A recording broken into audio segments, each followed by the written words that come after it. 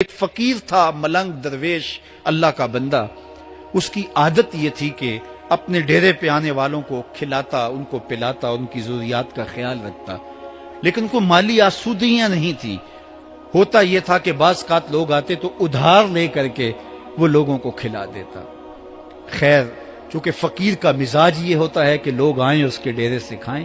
بابا بلے شاہ نے بھی کہا تھا نا، اٹ کھڑک کے دکڑ وجے تتا ہوئے چلا، آن فقیر کھا کھا جاون راضی ہوئے بلا. یہ فقیروں کا مزاج ہے. تو جو بھی آتا اس کے ڈیرے سے کھاتا اور وہ ادھار اٹھا اٹھا کے لوگوں کی ضروریات کو پورا کرتے رہتے. وقت آخر آ گیا، جن لوگوں نے ادھار دیا تھا وہ سارے تقاضا کرنے آ گئے. اب بابا جی کو کیا فکر لاحق ہے کہ یہ میرے مہمان اور میں ان کو کچھ پیش کرنے کی صلاحیت نہیں رکھتا. ایک بچہ تھا، وہ کچھ سامان بیچ رہا تھا، پتیسا بیچ رہا تھا یا کوئی اور چیز بیچ رہا تھا. اس نے گلی سے گزرتے ہوئے آواز لگائی، خادم کو کہا سے بلا کے لاؤ. کہا تم بیچ رہے ہو تو میرے مہمانوں کو کھلا دو.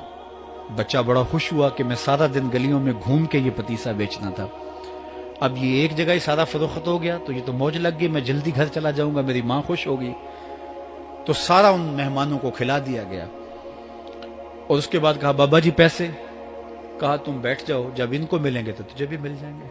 وہ بیٹھ گیا، 2 4 10 منٹ بیٹھا تو بچہ تھا پھر کھڑا ہو گیا، بابا جی پیسے. کہا جب ان کو ملیں گے تو تجھے بھی مل جائیں گے.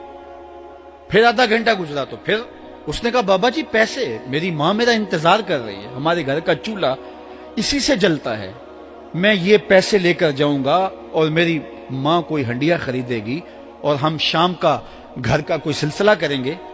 کہا بیٹا جب ان کو ملے گا تو تجھے بھی مل جائے گا. بچے نے رونا شروع کر دیا. یتیم بچہ تھا، اس کا سارا آسرا یہی تھا. اس نے رونا شروع کر دیا. جب بچہ رویا اللہ کی رحمت کو جوش آیا.